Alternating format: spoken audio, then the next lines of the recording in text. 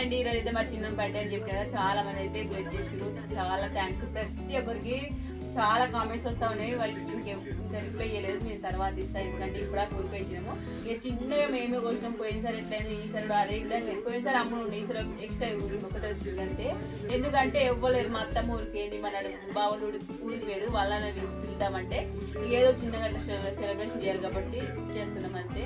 అంతేనా, మా ఫ్యామిలీ అందరం కోస్తున్నాం. అంటే కేక్ కటింగ్ మాత్రం చేసాం. కేక్ అయితే మాకు తినట్లేదు, వాడు ఏం తినడు, ఏది తినడు, రైస్ ఉత్తరైస్ తప్ప ఏది తినడాడు.